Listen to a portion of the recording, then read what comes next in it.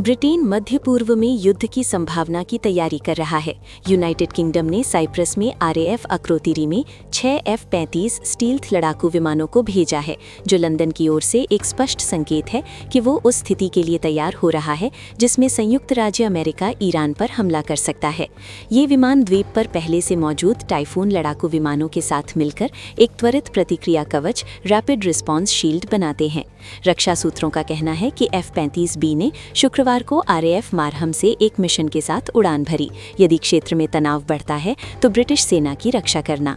RAF Akrotiri पूर्वी भूमध्य सागर में ऑपरेशनों के लिए एक महत्वपूर्ण केंद्र है। द टाइम्स की रिपोर्ट है कि वॉशिंगटन ने सहयोगियों को सूचित किया है कि राष्ट्रपति ट्रंप तत्काल सैन्य कार्यवाही के बारे में संशय में हैं। एक अमेरिकी अधिकारी ने इसे स्पष्ट रूप से कहा, वास्तव में इजरायली हमला करना चाहते हैं, राष्ट्रपति अभी इसके लिए तैयार नहीं है। फिर भी कूटनीति अधर में लटकी हुई है। ट्रंप ने कहा कि ईरान के साथ ओमान वार्ता बहुत अच्छी रही और दोनों पक्ष अगले सप्ताह फिर से मिलेंगे, लेकिन उन्होंने चेतावनी दी कि विफलता के परिणाम बहुत गंभीर होंगे। वेनेजुएला याद है, हमने काफी इंतजार किया था, हमें कोई जल्दी नहीं है। ईरान, रूस और यूक्रेन से हमारी अच्छी बातचीत चल रही है।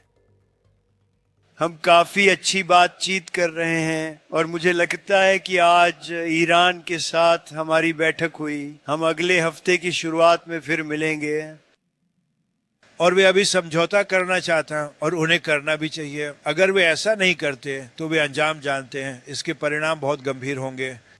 तो देखते हैं क्या होता है। अमेरिका का आग्रह है कि ईरान को कभी भी परमाणु हथियार हासिल नहीं करने चाहिए। तेहरान का कहना है कि संवर्धन एक संप्रभु अधिकार है।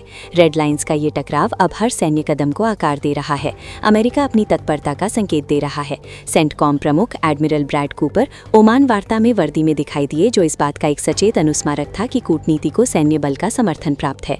अमेरिकी मारक क्षमता क्षेत्र में प्रवाहित हो रही है। वायु रक्षा, हमलावर विमान और USS अब्राहम लिंकन वाहक समूह ईरान के तट के करीब पहुंच रहे हैं, जो संभावित हमले की सीमा के भीतर है।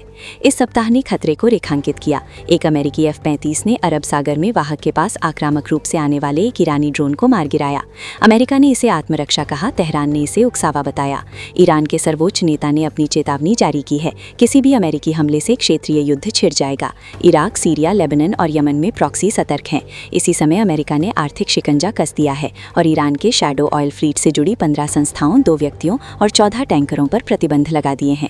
अब ब्रिटेन खुद को अग्रिम पंक्ति में तैनात कर रहा है। साइप्रस में जेट, समुद्र में वाहक, ओमान में राजनयिक, सभी 2 भविष्यों के लिए तैयारी कर रहे हैं। एक समझौता या एक ऐसा युद्ध जिसे कोई नियंत्रित नहीं कर सकता। Subscribe to One India and never miss an update. Download the One India app now.